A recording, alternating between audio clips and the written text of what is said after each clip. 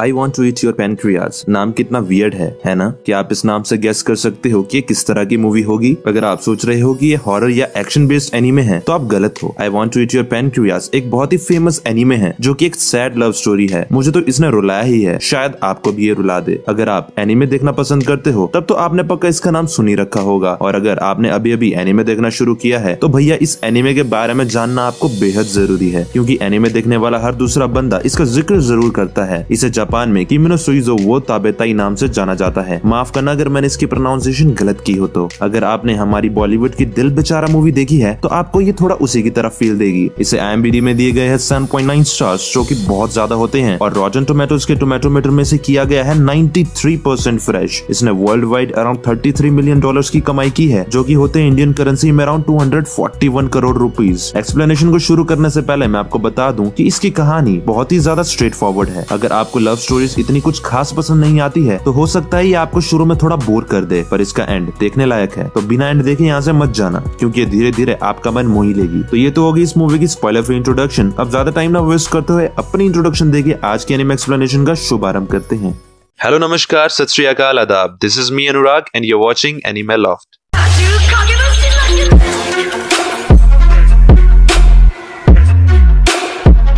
कहानी की शुरुआत में हम किसी साकुरा नाम के हाई स्कूल गर्ल की फ्यूनरल देखते हैं। उस लड़की का एक क्लासमेट जिसका नाम हारुकी शिगा होता है, वो उसकी फ्यूनरल में नहीं गया होता। वो अपने फोन पर उसे किया गया अपना आखिरी मैसेज देखता है और कहता है कि पता नहीं मरने से पहले उसने मेरा ये मैसेज पढ़ा भी होगा या नहीं। इसके बाद उसे अपनी उस लड़की के साथ बिताई हुई एक मेमोरी याद आ जाती है, जहाँ हम देखते हैं कि जब एक दिन वो लाइब्रेरी में था तब उस लड़की ने उसे कहा था कि मैंने कल टीवी में सुना कि अगर हमें लीवर की प्रॉब्लम हो तो हमें लीवर खाना चाहिए, और हमें स्टमक की प्रॉब्लम हो तो हमें स्टमक खाना चाहिए। इससे हमारी बॉडी का वो खराब पार्ट ठीक हो जाता है। पर शायद तुम ही हो जिससे मैं ये पूछ सकती हूँ कि, जिस पर वो कहता है कि क्या। इसके बाद वो लड़की उसे जोर से कोने में धक्का दे देती है और कहती है कि मैं तुम्हारे पेनक्रियास खाना चाहती हूँ। इसके बाद सीन शिफ्ट होता है और वो लड़का हारुकी अपनी और उस लड़की की बैक स्टोरी याद करने लगता है। हम देखते हैं कि एक दिन वो अकेले हॉस्पिटल में बैठा होता है, तब उसे वहाँ किसी की बुक गिरी दिखती है। वो उसे वहाँ से उठाता है और उसे पढ़ने लगता है। उस बुक का टाइटल लिविंग विद डाइंग था। जब वो उसके अंदर की चीजें पढ़ता है तब उसे पता चलता है कि ये तो एक डायरी है। वो उस पर लिखी कुछ बातें पढ़कर हैरान हो जाता है। उसमें लिखा होता है कि मैं बहुत जल्द अपने पेनक्रियास की बीमारी की वजह से मरने वाली हूँ। तभी एक लड़की जिसका नाम साकुरा यामाउची होता है, वो उसे कहती है कि ये डायरी मेरी है। हारुकी कहता है ये फ्लोर में गिरी हुई थी। तभी उसकी डॉक्टर के साथ अपॉइंटमेंट का टाइम हो जाता है और वो उसे डायरी पकड़ा के वहाँ से जाने लगता है। वो लड़की उसे कहती है तो तुमने मेरी डायरी पढ़ी? इसके बाद वो उसे अपनी बीमारी के बारे में बताने लग जाती है, पर हारुकी कोई खास रिएक्शन नहीं देता। वो उसे कहती है कहीं तुम्हें ये सब मजाक तो नहीं लग रहा? मेरे पेनक्रियास अब काम नहीं करते और मैं बहुत जल्द मर जाऊंगी। पर हारुकी बिना कुछ रिएक्शन दिए उसे बस इतना ही कहता है कि ये तो बहुत बुरी बात है। साकुरा ये सुनकर हैरान हो जाती है और उसके ऊपर चीखते हुए कहती है तुम्हें बस इतना ही कहना है? तुम जरा सा भी शॉक नहीं हुए? बाकी सब लोग तो ये जानकर एकदम दंग रह जाएंगे और मुझे स्पेशल फील करवाएंगे। ये सुनकर हारुकी उसे बस सॉरी कहता है। साकुरा हैरान होकर बहुत जोर से हंसने लग जाती है और कहती है तुम सच में इंसान भी हो या नहीं? इसके बाद हारुकी वहाँ से चुपचाप चले जाता है। इसके बाद सीन शिफ्ट होता है और हम देखते हैं कि हारुकी अपने घर जा रहा होता है। रास्ते में वो अपने सामने साकुरा को देखता है जो शायद उसका पीछा कर रही थी। साकुरा ऐसे जताती है जैसे उनका फिर से मिलना बस एक इत्तेफाक था, पर हारुकी चुपचाप दूसरे रास्ते से निकल जाता है। साकुरा भी उसके पीछे पीछे निकल जाती है। वो उसे कहती है कि हम दोनों एक ही क्लास में हैं, पर हम आज पहली बार बात कर रहे हैं। वो उसे उसकी हॉस्पिटल में आने की वजह भी पूछती है, पर हारुकी उसकी किसी भी बातों का जवाब नहीं देता और कहता है कि मैं ट्रेन के लिए लेट हो रहा हूँ, गुड बाय। साकुरा उसे कहती है जाने से पहले मुझे एक प्रॉमिस तो करते जाओ कि तुम मेरी बीमारी के बारे में किसी को भी नहीं बताओगे। मैंने तुम्हारे सिवा ये किसी और को नहीं बताया है। इस पर हारुकी उसे कहता है मैं प्रॉमिस करता हूँ, वैसे भी मेरा कोई दोस्त ही नहीं है तो मैं किसे बताऊंगा। ये सुनकर साकुरा उसे कहती है क्या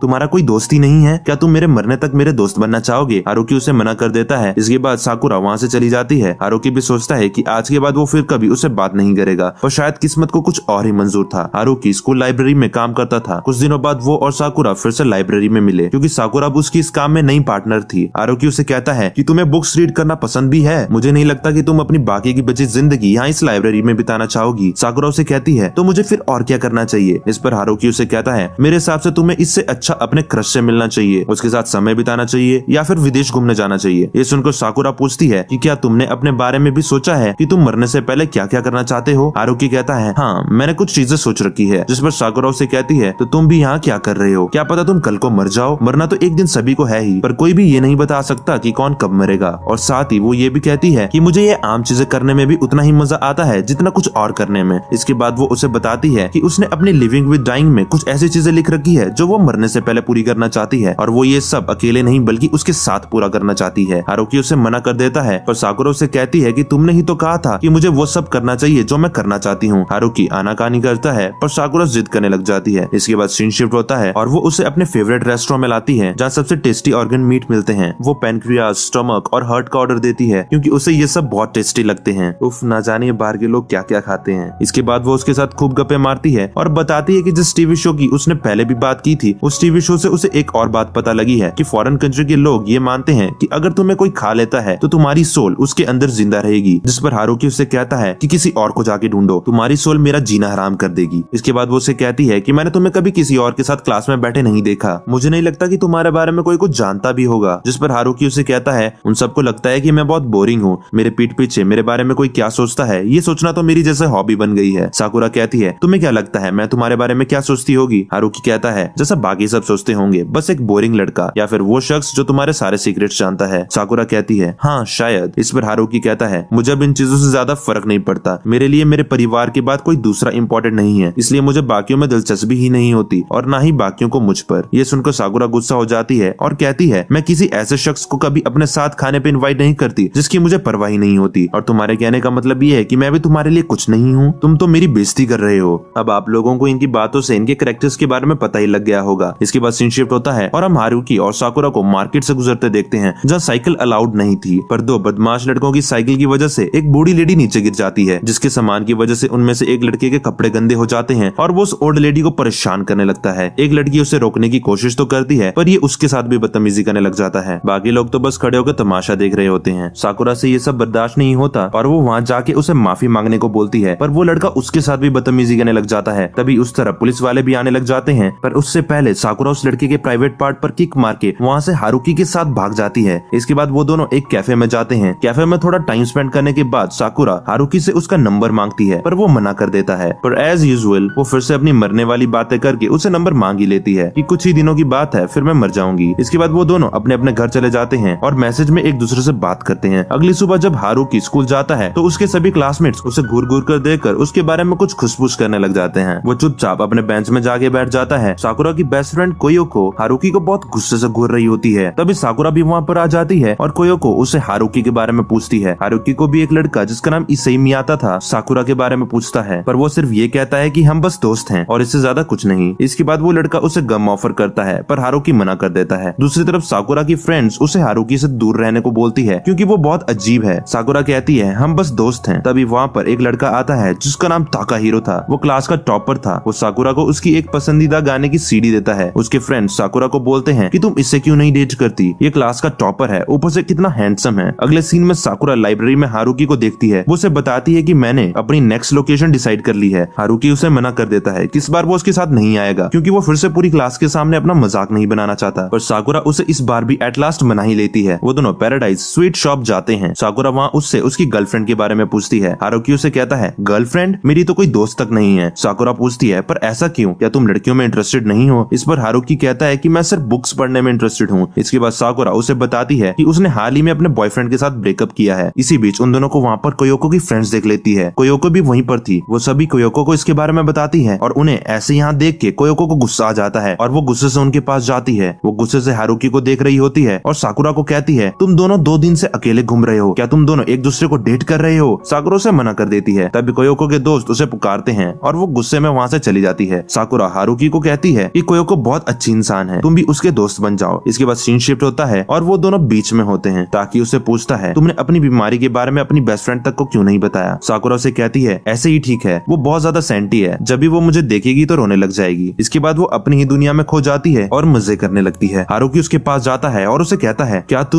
तुम सच में मरने वाली हो? साकुरा मुस्कुराते हुए कहती है हाँ बिल्कुल। इसके बाद वो उसे कहती है कि मैंने इसके बारे में सिर्फ एक तुम्हें ही बताया है, वो इसलिए क्योंकि तुम बाकी सबसे अलग हो, तुम कभी ओवर रिएक्ट नहीं करते, तुम हमेशा मेरे साथ नॉर्मल रहते हो। मेरी फैमिली हर छोटी से छोटी बात पर ओवर रिएक्ट करने लग जाती है और मुझे ना जताने का सिर्फ नाटक करती है। अगर मेरे दोस्तों को भी इस बारे में पता लग जाएगा तो वो भी ऐसा ही करने लग जाएंगे। बस एक तुम ही हो जो सच जानकर भी मेरे साथ नॉर्मल बिहेव करते हो, इसलिए तुम्हारे साथ घूमने में मजा आता है। इसके बाद हारुकी उसे कहता है मुझे लगता है तुम्हें एक बॉयफ्रेंड की जरूरत है। साकुरा उसे कहती है अगर मैं कहूँ कि तुम सही हो तो क्या तुम मेरी ये जरूरत पूरी करोगे? हारुकी ब्लश करते हुए कहता है आखिर तुम कहना क्या चाहती हो? साकुरा कहती कहती है कुछ नहीं, जरूरी नहीं मेरी हर बात का कुछ मतलब हो। इसके बाद वो उसे कहती है कि हमेशा किताबें पढ़ने के बजाय लोगों के साथ थोड़ा वक्त गुजारा करो। इसके बाद स्कूल का अगला दिन दिखाया जाता है जहाँ इससे ही उसे फिर से गम ऑफर करता है और हारुकी हमेशा की तरह उसे मना करता है। इससे ही उसके और साकुरा के रिलेशन के बारे में फिर से उसे पूछता है, पर हारुकी फिर से यही कहता है कि हम बस दोस्त हैं। इसके बाद फिर से सीन शिफ्ट होता है और हम देखते हैं कि रात को हारुकी को साकुरा का कॉल आता है। साकुरा उसे ट्रेन में कहीं घूमने जाने को कहती है और अगली सुबह वो दोनों ट्रेन में कहीं घूमने निकल जाते हैं। साकुरा उसे कहती है कि मैंने घर में झूठ बोला है कि मैं कोयोको के साथ घूमने जा रही हूँ, और हारुकी कहता है कि उसने भी घर में झूठ बोला है कि वो अपने नए दोस्तों के घर नाइट आउट पे जा रहा है। साकुरा अपनी डायरी लिविंग विद डाइंग में कुछ लिखने लग जाती है और हारुकी से उसका नाम पूछती है। हारुकी उसे उसका नाम उस डायरी में लिखने को मना करता है और कहता है कि मैं नहीं चाहता तुम्हारे मरने के बाद तुम्हारे पेरेंट्स को मेरे बारे में कुछ भी ऐसा वैसा पता चले। साकुरा कहती है बता भी दो, ये डेथ नोट थोड़ी है जो मैं इसमें तुम्हारा नाम लिखूंगी तो तुम मर जाओगे। हारुकी उसे अपना नाम बताता है। इसके बाद वो दोनों अपनी डेस्टिनेशन पहुंच जाते हैं। वो सारा दिन बहुत घूमते हैं, शॉपिंग करते हैं, खाते हैं, पीते हैं। दिन रात होने पर वो एक होटल में जाते हैं। होटल वाले साकुरा को कहते हैं कि यहाँ पर बस एक ही रूम खाली है। साकुरा पहले तो थोड़ा शॉक हो जाती है पर फिर खुश हो जाती है। वो रूम बुक कराकर ये हारुकी को बताती है। रूम में एंटर होते ही वो बहुत खुश होकर कहती है कि मैं तुम्हारे साथ सोने के लिए बहुत एक्साइटेड हूँ। हारुकी कहता है तुम पागल हो क्या, मैं सोफे पे सोऊंगा। साकुरा कहती है क्या,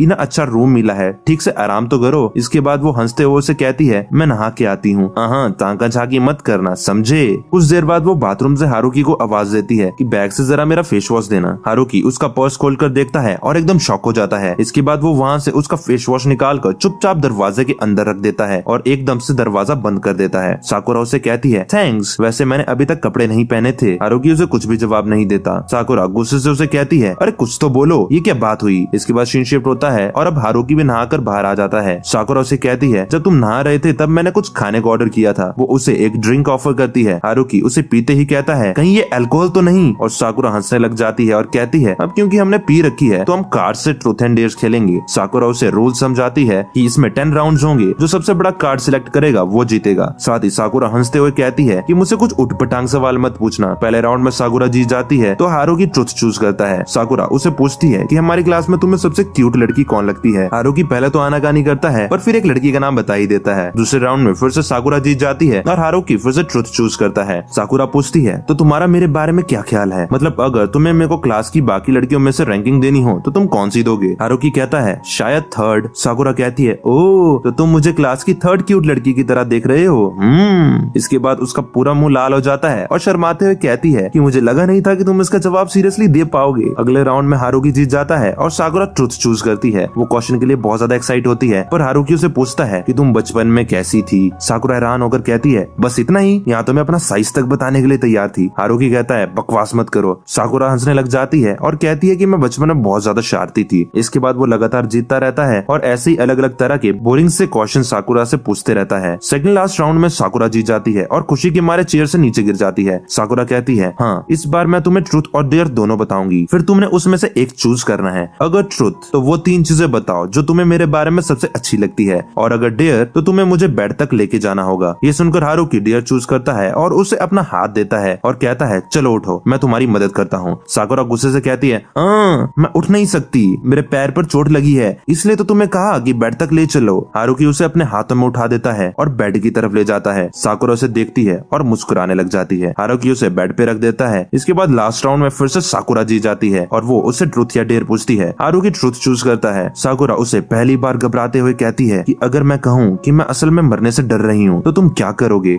ये सुनकर हारुकी एकदम पॉज हो जाता है और वो वाली बात याद करता है जब वो साकुरा के पर्स से उसका फेस वॉश निकाल रहा था। वो पर्स खोलते ही देखता है कि अंदर ढेर सारी दवाइयां रखी हुई थी, जिसे देख के वो बहुत ही निराश हो गया था। हारुकी साकुरा को उसका जवाब नहीं देता और ट्रुथ की जगह डेयर बोलता है। साकुरा कहती है यहाँ पर आकर सो जाओ और कुछ मत कहना। इसके बाद वो दोनों बेड पे सो जाते हैं। कहानी को आगे बढ़ाने से पहले मैं आपको कुछ कहना चाहता हूँ कि अगर आपने अभी तक हमारे चैनल को सब्सक्राइब नहीं किया है तो अभी वीडियो को पॉज करके सब्सक्राइब बटन दबाकर लाल से ग्रे कर दो और साथ ही बेल आइकन को दबाना मत भूलना, क्योंकि हम ऐसी अलग अलग तरह की एनिमे एक्सप्लेनेशन वीडियोस लेके आते रहते हैं। अगली सुबह क्योको का साकुरा को कॉल आता है। क्योको उसे गुस्से से पूछ रही होती है कि तुम आखिर कहाँ और किसके साथ हो। तुमने अपने पेरेंट्स से झूठ कहा कि तुम मेरे साथ ट्रिप पे हो। उनका मुझे कॉल आया था, मैंने बड़ी मुश्किल से बात को समझकर हैंडल किया। तुम आखिर अकेली हो कहाँ। साकुरा कहती है मैं अकेली नहीं हूँ। क्योको उसे हैरान होकर कहती है क्या, तो तुम्हारे साथ कौन है। अब ये मत कहना तुम उसके साथ हो। साकुरा उसे कहती है मैं वापस आके तुम्हें सब बताऊंगी। क्योको उसे कहती है उसे बता देना कि अगर उसने कुछ भी उठपटांग करने की कोशिश की तो मैं उसे उसे मार दूंगी। साकुरा फोन कट करके ये हारुकी को बताती है, पर वो उसे कहता है कि ऐसा तो तब होगा ना जब मैंने कुछ किया होगा। इस पर साकुरा कहती है कि क्योको से मरने के लिए बस बेड वाला इंसिडेंट बताना काफी है। इसके बाद सीन शिफ्ट होता है और जब वो फिर से स्कूल में होते हैं, हारुकी एक जगह अकेला होता है। तब वहाँ क्योको आ जाती है और उसे गुस्से में बहुत कुछ सुनाने लग जाती है। वो उसे कहती है, साकुरा बहुत नाजुक है, तुम्हें लगता है तुम उसका ख्याल रख भी पाओगे? आखिर वो तुम्हारे लिए है क्या? हारुकी बस चुपचाप खड़ा रहता है। क्योको गुस्से में उसका कॉलर पकड़ती है और कहती है, ऐसे आधे जज्बातों के साथ उसके पास जाना भी मत, और अगर तुमने उसे चोट पहुंचाने की कोशिश की तो मैं तुम्हें सच में मार दूंगी। इसके बाद सीन शिफ्ट होता है और हम साकुरा और हारुकी को लाइब्रेरी में देखते हैं। हारुकी क्योको वाले इंसिडेंट के बारे में उसे कुछ भी नहीं बताता। साकुरा उसे आज अपने घर पर इनवाइट करती है क्योंकि उसके पेरेंट्स आज घर पर नहीं होते। हारुकी मना कर देता है, पर साकुरा उसे एक बुक का लालच देती है जो हारुकी ने अभी तक पढ़ी नहीं होती। थोड़ा आनाकानी करने के बाद वो एट लास्ट मान ही जाता है। इसके बाद साकुरा के घर का सीन दिखाया जाता है जहाँ वो दोनों गेम खेल रहे होते हैं। हारुकी बुक के बारे में पूछता है, पर साकुरा कहती है, तुम्हें इतनी भी क्या जल्दी है? इसके बाद साकुरा उससे पूछती है कि क्या तुम गर्लफ्रेंड नहीं चाहते? हारुकी कहता है, मुझे चाहिए भी नहीं और मुझे मिलेगी भी नहीं। साकुरा थोड़ा पॉज लेके कहती है, चाहे जो कुछ भी हो तुम मुझे अपनी गर्लफ्रेंड की तरह कभी नहीं चाहोगे, है ना? हारुकी हैरान हो जाता है और साकुरा टॉपिक चेंज कर देती है। इसके बाद हारुकी उससे बुक मांगता है क्योंकि अब उसे घर जाना था, पर साकुरा के अभी भी ना देने पर वो खुद ही शेल्फ में बुक ढूंढने लग जाता है। तभी अचानक साकुरा उसके पीछे से उससे कस के हग करती है और कुछ पल दोनों ऐसे ही थम जाते हैं। दोनों की हार्ट बीट तो मतलब 100 किलोमीटर पर आवर की स्पीड से दौड़ने लगती है। साकुरा उसके कान के पास कहती है, तुम्हें उन चीजों की लिस्ट याद है ना जो मैं मरने से पहले करना चाहती थी? ये उनमें से एक है। मैं किसी ऐसे के साथ कुछ नॉटी करना चाहती थी जो मेरा बॉयफ्रेंड भी ना हो और मुझे प्यार भी ना करता हो। वो और कोई नहीं बल्कि तुम हो। ये तो बस एक हग था। इसके बाद वो उसे अपनी तरफ घुमाती है और कहती है, नॉटी पार्ट तो अब शुरू होगा। इसके बाद वो उसे किस करने के लिए अपने होंठ उसके होंठों की तरफ लाने लगती है। हारुकी को भी क्योको की वो बात याद आती है कि किसी को तो उसका ख्याल रखना होगा, इसलिए वो भी किस के लिए रेडी हो जाता है। हारुकी की धड़कनें बढ़ जाती है और चारों तरफ बस सन्नाटा होता है। जैसी उनकी किस होने वाली होती है वैसे ही साकुरा रुक जाती है और जोर जोर से हंसने लगती है। वो कहती है, ये सब एक मजाक था। ये देखकर हारुकी को गुस्सा आ जाता है और वो उसे जोर से धक्का देके बेड पर गिरा देता है। हारुकी उसके ऊपर होता है। साकुरा हंसते हुए कहती है कि मजाक खत्म हो गया है और तुम उसे कंटिन्यू कर रहे हो। हारुकी उसके हाथों को बहुत जोर से दबाने लगता है। साकुरा डरते हुए अपने आप को छुड़वाने लग जाती है और कहती है, मुझे तकलीफ हो रही है, मत करो, मुझे अब ये मजाक नहीं लग रहा, प्लीज मुझे छोड़ दो। तुम ऐसा किसी लड़की के साथ कैसे कर सकते हो? हारुकी उसे और कस के दबाने लगता है। साकुरा प्लीज बोलकर रुक जाती है और रोने लगती है। ये देखते ही हारुकी अपना बैग उठाता है और वहाँ से भाग जाता है। बाहर बहुत बारिश हो रही होती है। उसे अपनी क्लास का वही टॉपर ताकाहीरो वहाँ मिलता है। ताकाहीरो को उससे साकुरा के घर से बाहर निकलते देख गुस्सा आ जाता है और वो उसे पंच मारता है। उसके अकॉर्डिंग वो साकुरा के लायक नहीं है। तभी वहाँ पर साकुरा आ जाती है और हारुकी के माथे पर से बहते खून को देख के घबरा जाती है। ताकाहीरो ये देख साकुरा को कहता है, तुम इस जैसे की चिंता भला क्यों कर रही हो? साकुरा को ताकाहीरो पे गुस्सा आ जाता है और वो कहती है, तुम्हें क्या लगता है तुम इससे बेहतर हो? तुम बहुत बुरे हो। I hate you. आज के बाद मुझे अपनी शक्ल मत दिखाना। ताकाहीरो ये सुनकर वहाँ से चला जाता है। साकुरा अपने हैंकरचीफ को उसके सर पर लगाती है पर ताकि उसके हाथ को अपने हाथ से मार के दूर कर देता है और कहता है, वही था ना तुम्हारा बॉयफ्रेंड? मुझ जैसे को किसी से मिलने की कोशिश ही नहीं करनी चाहिए थी। अगर मैं खुद में ही रहता तो कोई भी हर्ट नहीं होता। साकुरा उसे रोते हुए कहती है, अब तक हम जो भी फैसले लेते आए, तुम्हारा हॉस्पिटल में मेरी डायरी उठाना, मेरा लाइब्रेरियन बनना, हम दोनों का एक साथ घूमना, हमारे हर एक फैसले ने हमें हमेशा साथ लाने की कोशिश की है, इसलिए हम इस पल में भी साथ हैं। जो मैंने पहले किया उसके लिए मुझे माफ करना। इसके बाद वो बहुत ज्यादा रोने लग जाती है और कहती है, मैं बहुत खुश हूँ कि तुम मेरे पास हो, बस थोड़े और वक्त के लिए क्या तुम मेरा साथ दोगे? इसके बाद वो दोनों वापस उसके घर जाते हैं। साकुरा से बुक दे देती है और साथ ही सूखे कपड़े भी। 1 साल के अंदर बुक वापस लौटा देना और चलो मेरे मरने तक साथ रहते हैं। हारुकी कहता है, ठीक है। इसके बाद कुछ दिनों तक वो दोनों बहुत घूमते हैं, खूब इंजॉय करते हैं, बहुत सी मेमोरीज बनाते हैं। और फिर एक दिन हारुकी को पता चलता है कि साकुरा हॉस्पिटल में एडमिट है। वो हॉस्पिटल उसे मिलने जाता है और जैसे ही वो उसके रूम का दरवाजा खोलता है तो देखता है वो अपनी दुनिया में खोई अकेले नाच रही होती है। साकुरा जैसे ही हारुकी को देखती है तो शर्मा जाती है। इसके बाद साकुरा उससे कहती है कि मैंने बाकियों से झूठ बोला है कि मैं अपेंडिक्स की वजह से यहाँ पे एडमिट हूँ। और फिर वो उसे एक और बार ट्रूथ एंड डेयर खेलने को बोलती है। फर्स्ट राउंड में हारुकी जीत जाता है और साकुरा उसे कहती है, क्या तुम मेरी फर्स्ट किस के बारे में जानना चाहते हो तो तुम पूछ सकते हो। पर हारुकी उसे पूछता है कि तुम्हारे लिए जिंदगी का क्या मतलब है? साकुरा कहती है, हर बार इतना सीरियस होना जरूरी है क्या? इसके बाद वो उसका जवाब देते हुए जिंदगी के बारे में बहुत सी गहरी गहरी बातें करने लगती है। उसकी फ्रेंड क्योको भी दरवाजे के बाहर से सब सुन रही होती है। हारुकी कहता है, तुमने हमेशा मुझे जिंदगी जीने का मतलब सिखाया है, शुक्रिया। इसके बाद साकुरा उसकी तरफ भागकर उसे कस के हक करती है और कहती है, ये हक उस दिन की तरह मजाक नहीं है। हारुकी कहता है, फिर ये सब क्या है? साकुरा कहती है कि कुछ समय से मुझे दूसरों की गर्माहट महसूस करने का अजीब सा मन करने लगा है। हारुकी कहता है, ये बहुत ही अजीब नहीं है? साकुरा कहती है, बिल्कुल नहीं, मैं तो बस तुम्हारी सच्चाई से रूबरू होना चाहती हूँ। और वो उसे और कस के हक करती है। तभी वहाँ क्योको आ जाती है और उन दोनों को ऐसे देखकर उन पर भड़क पड़ती है। साकुरा क्योको की तरफ दौड़ती है और उसे कस के हक करती है। क्योको उससे बोलती है, अब छोड़ो भी, नहीं तो वो चला जाएगा। साकुरा कहती है ना, मुझे तुम्हारी गर्माहट चाहिए। कोयोको कहती है तुम्हें जितनी चाहिए होगी मैं तुम्हें बाद में दे दूंगी, अभी छोड़ दो। पर साकुरा उसे छोड़ने का नाम नहीं लेती और हारुकी को यहाँ से जाने का इशारा करती है। कुछ दिन बाद हारुकी को साकुरा का मैसेज आता है और वो फिर से उसे मिलने हॉस्पिटल जाता है। वहाँ से साकुरा जिद करके उसके साथ चुपचाप कहीं निकल जाती है। इसके बाद वो दोनों एक जगह होते हैं जहाँ से सारा शहर नजर आ रहा होता है। यहाँ पर हारुकी उसे कन्फेस करता है कि उससे भी साकुरा की फिक्र है। वो साकुरा को कहता है मैं नहीं चाहता कि तुम मरो। ये सुनकर साकुरा ब्लश करते हुए कहती है परेशान मत हो, मैं मरने से पहले तुम्हें जरूर बताऊंगी, प्रॉमिस। इसके बाद वो दोनों कस के हग करते हैं। साकुरा उसे हॉस्पिटल से डिस्चार्ज होते ही मिलने का प्रॉमिस करती है। इसके कुछ दिनों बाद उसकी डिस्चार्ज का दिन आ जाता है और हारुकी को उसका एक टेक्स्ट आता है कि वो दोनों आज मिल सकते हैं क्योंकि वो डिस्चार्ज होने वाली है। हारुकी मस्त रेडी होकर कैफे की तरफ जाता है। तभी रास्ते में उसे इसे ही मिलता है जो उसे गम ऑफर करता है। हारुकी पहले तो मना करता है पर फिर मुस्कुरा के इस बार उससे गम ले लेता है। इसके बाद ताकि स्प्रिंग कैफे पहुंच जाता है। उसे साकुरा का टेक्स्ट आता है कि सॉरी मैं अभी डिस्चार्ज हुई, आने में थोड़ी लेट हो जाऊंगी। ताकि उसे रिप्लाई करता है कि मैं तुम्हारा स्प्रिंग कैफे में वेट कर रहा हूँ। वो थोड़ा आपस में चैट करते हैं और फिर ताकि उसे एक टेक्स्ट लिखता है कि शायद मैं तुम्हारी तरह ही बनना चाहता हूँ, मैं भी दूसरों को प्यार करना चाहता हूँ, मैं तुम्हारी तरह कैसे बन सकता हूँ। पर वो ये टेक्स्ट भेजने से पहले ही डिलीट कर देता है और इसकी जगह कुछ और टेक्स्ट भेजता है।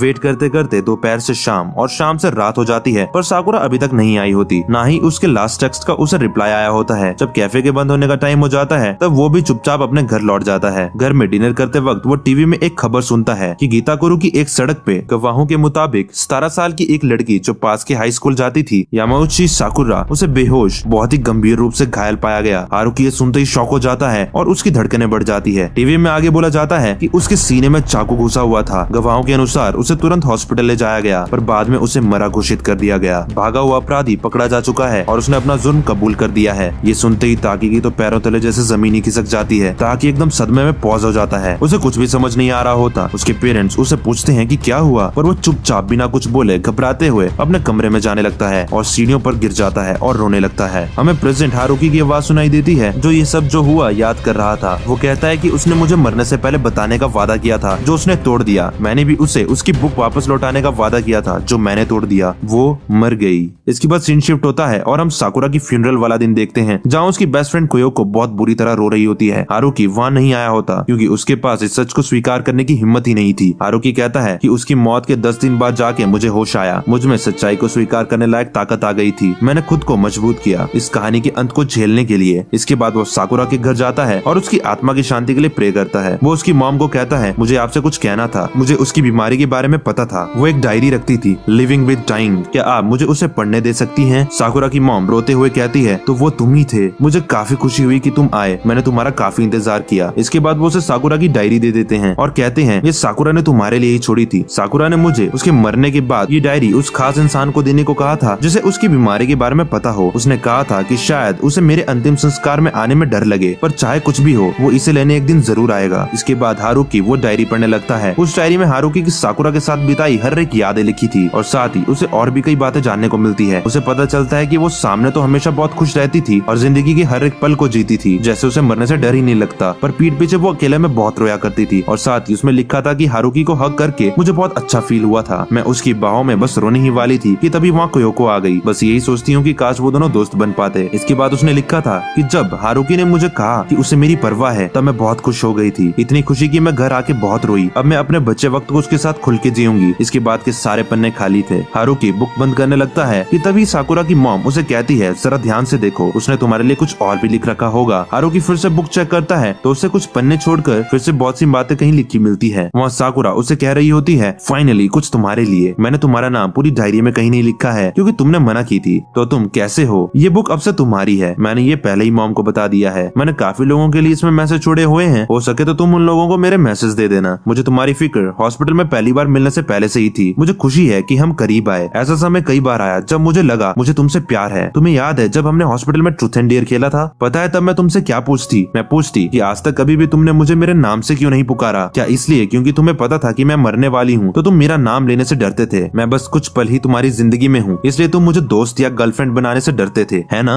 अगर मैं सही हूँ तो मेरी कब्र के पास जाके एक फूल छोड़ जाना। बाय द वे इसीलिए मैंने भी अपने आप को तुम्हारा नाम लेने से हर बार रोका। क्या तुमने ये नोटिस किया था? मैं तुम पे बहुत भरोसा करती थी। बस इसी तरह की कुछ और भी बातें उसने लिख रखी थी और एट लास्ट उसने लिख रखा था मैं तुम्हारे पैनक्रियाज खाना चाहती हूँ। इसके बाद हारुकी साकुरा की मॉम को बोलता है क्या मैं यहाँ रो सकता हूँ, और इसके बाद वो बहुत जोर जोर से रोने लगता है। इसके बाद सीन शिफ्ट होता है और हम देखते हैं कि हारुकी स्ट्रिंग कैफे में होता है। वहाँ क्योको आती है और कहती है तुमने मुझे यहाँ क्यों बुलाया। वहाँ हारुकी उससे साकुरा की बीमारी के बारे में बताता है। क्योको विश्वास नहीं करती। हारुकी उसे साकुरा की लिविंग विद डाइंग देता है। क्योको उसे पढ़ती है और जोर जोर से रोने लग जाती है। वो कहती है साकुरा ने उसकी बीमारी के बारे में तुम्हें बताया, मुझे नहीं। हारुकी कहता है वो बस गलत जगह गलत वक्त में मारी गई। अगर उसके साथ ऐसा नहीं हुआ होता वो तब भी। ये सुनते ही क्योको उसे एक थप्पड़ मारती है। इसके बाद वो हारुकी पे गुस्सा करते हुए कहती है तुमने ये सब मुझसे क्यों छुपाया, मैं तुम्हें इसके लिए कभी माफ नहीं करूंगी। और वो वहाँ से चली जाती है। थोड़ी देर बाद हारुकी भी उसके पीछे भागता है और उसे कहता है मैं चाहता हूँ कि हम हमेशा के लिए दोस्त बन जाएं। और मूवी यहीं पे खत्म हो जाती है। रुको जरा, सब्र करो। मूवी के पोस्ट क्रेडिट सीन में हम देखते हैं कि 1 साल बाद वो एक दिन साकुरा की कब्र पर जाते हैं। अब वो दोनों दोस्त बन चुके होते हैं। वो प्रे करते हुए मन में साकुरा को कहता है मुझे खुद को बदलने में पूरा 1 साल लगा, तुम्हारे जाने के बाद ही मुझे जीवन जीने का असली मतलब पता लगा। इसके बाद क्योको उसे गम देती है और हारुकी समझ जाता है कि इसका मतलब तो इसका उस गम वाले के साथ चक्कर चला हुआ है। वो जाते जाते मन में कहता है मुझे आज भी महसूस होता है कि तुम मेरे करीब हो। और उसे पीछे साकुरा की कब्र से उसके हंसने की आवाज आती है। और फाइनली हमारी मूवी यहीं पे खत्म हो जाती है। इस मूवी में लास्ट में एक्सप्लेन करने जैसा ज्यादा कुछ नहीं है। हाँ, एक क्वेश्चन आप लोगों के दिमाग में राइज हो सकता है कि आखिर साकुरा को किसने और क्यों मारा। एक सन की सीरियल किलर था जो पूरे शहर में बॉस से मर्डर कर रहा था, शायद केवल अपने मजे के लिए। उसी ने साकुरा को मारा। साकुरा बस गलत समय में गलत जगह पर थी। Question of the day,